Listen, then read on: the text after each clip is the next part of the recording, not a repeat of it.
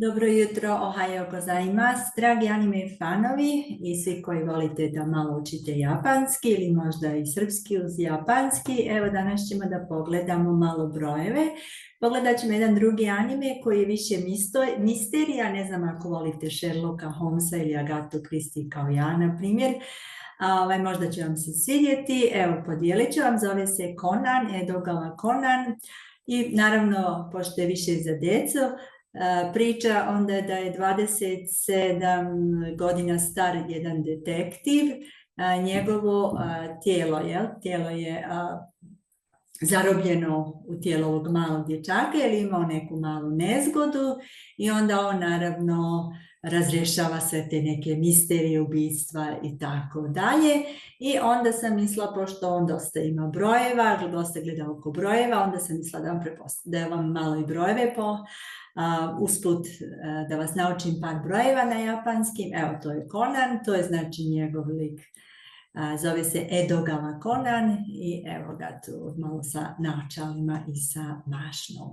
Ako ukucate Conan, mislim da ćete moći nešto naći. Nije baš toliko popularan u Srbiji, mislim sigurno ga ima negdje, nema ga baš na policama kao na primjer Naruto ili tako u knjižarama, no jako je zanimljiv, ima dosta serija, ima i anime serija, ima i anime filmova isto tako. Evo, znači zove se Edogawa Conan i ovo je Nihon, znači Japan. Ako ste radili možda Aikido ili ne znam karate ili neke druge sportove ili kako se već kažu vještačke discipline, možda znate već da brojite, znači Ichi, evo ga Ichi, Ichiban je broj 1. Ichiban je kad brojimo Ichiban, Niban. I ovo sam stavila, ako volite dizajn, možda znate i Issey Miyake, koji je jako poznat u Parizu i dosta ima nagrada, ima svoje brendove. Evo, na primjer, njegovo ime Issey, znači imamo 1 i ovaj kanji karakter za sei u stvari može se čitati kao nama, znači za kanji karaktere imamo 2 većinom načina kako se čita, ako je izolovan sam ili ako je u nekoj kompoundu, nekoj kombinaciji. Ovdje je u kombinaciji, znači Issey kao jedan život ili nešto tako bi bila neki direktan prijevod ako želite. Znači imamo Ichi, Issey za ime ili Ichiban.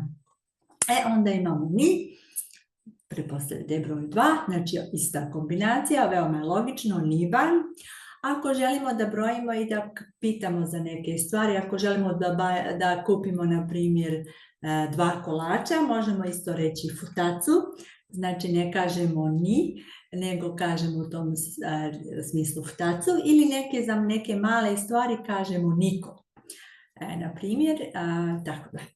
Onda imamo san, onda imamo samban, nisam vam ovdje stavila hiraganu, pošto pretpostavljam da ste već prepoznali. I, na primjer, imala sam Issey, znači poznati fashion ili tako dizajner, jel? Mitake, njegovo prezime je Mitake.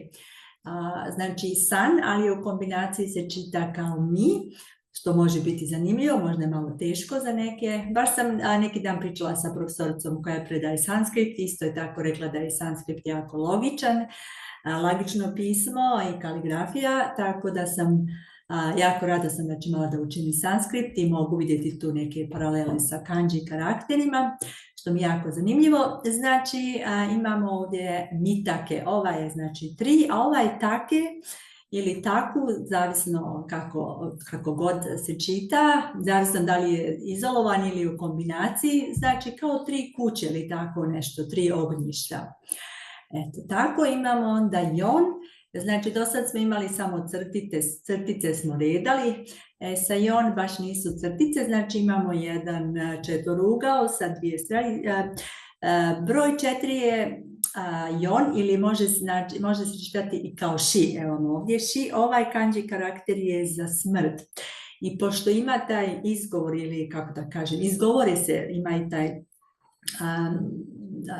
zvuči kao smrt, jel shi, onda je i u Kini, ja mislim i u Koreji, a većinom u Kini, Tajvan i Japanu je prepoznat kao neki znak koji nije baš, ne donosi sreću.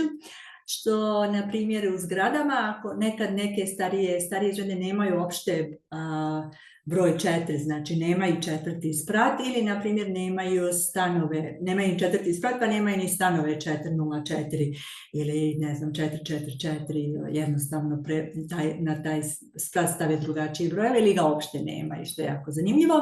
Evo, da se vratimo na našu analogiju, znači imali smo samban, znači broj 3, treći, onda imamo jomban, 4.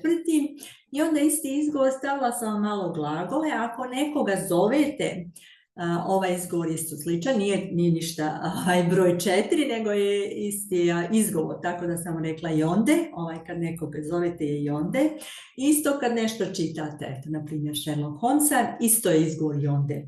Znači, morate da pogledate baš kanji, da li vas neko zove ili neko želi da nešto čitate, jer je izgovor isti. Naravno, razumijete to iz konteksta, no samo da vam pokažem tako neke zanimljive glagole u mom mišljenju. Onda imamo broj 5, go. Znači, go.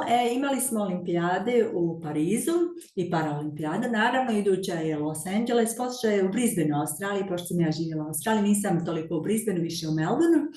Sam živjela, to je gorin. Ovaj kanji rin je više kao neki circle ili tako nešto, kao neki krug, ima dosta velikih značenja. Tako znači gorin se kaže. Naravno možete reći olimpiku, što je nešto kao neki transliteration, nešto što potiče iz engleskog, ali baš riječ japanskog porijekla, drevnog japanskog je gorin. Mislim drevno, kao što kažem, originalno japansko, da se izrazim bolje. I malo novaca, ako govorimo en, znači jen, goma je, znači 50.000 jena bi bilo, na primjer goma je.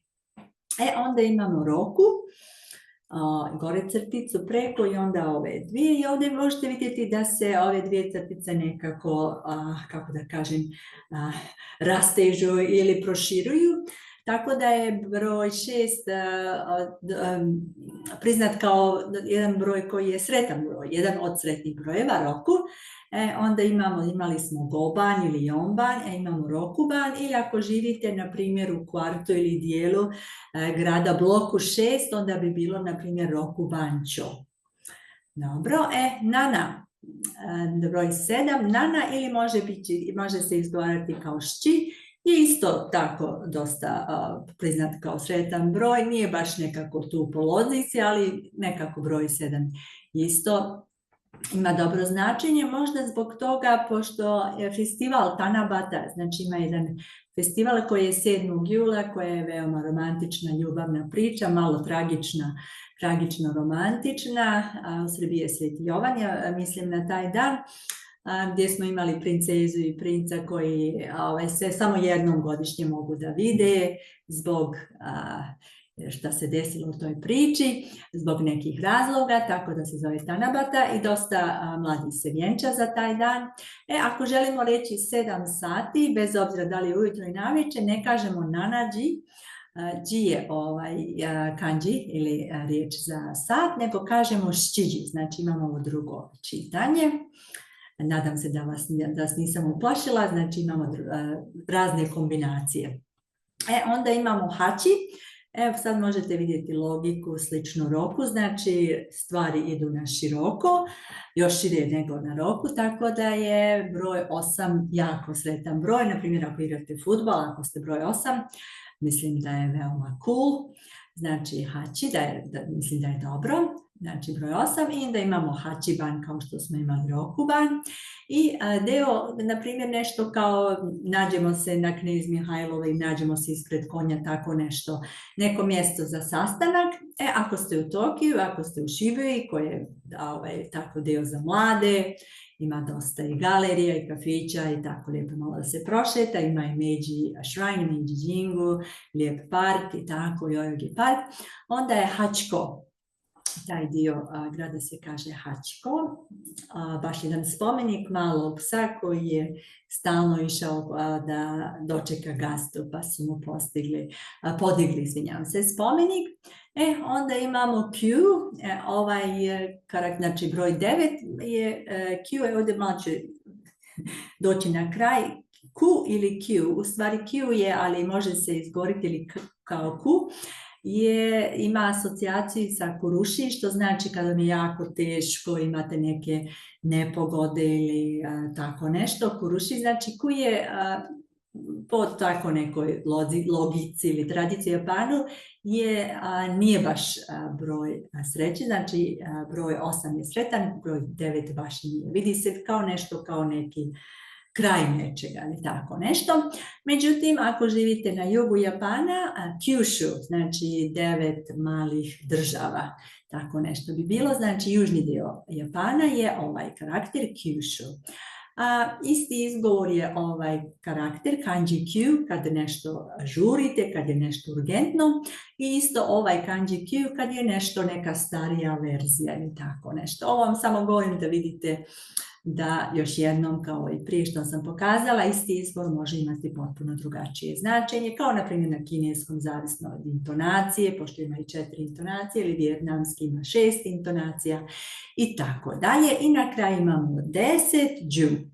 Onda imamo taj džuban, kao hachiban džuban, i ovdje sam stavila adresu džušo, možda vam koristi, možda ako živite u Japanu morat ćete da pišete svoje prebivalište džušo. Naravno nema ništa, nije povezano sa brojem 10, ali je izgovorište džušo. Tako. Znači danas sam vam malo pokazala još jedan anime, da nije uvijek Totoro, Conan se zove. Ako volite misterije, detektivske priče, možete malo da googlate, da pogledate. Nadam se da vam bilo korisno, možete slobodno da pišete, pitate šta god želite. I tako, evo samo da prestanem da širim. Znači hvala još jednom, arigatou gozaimasu, deva matane, sayonara.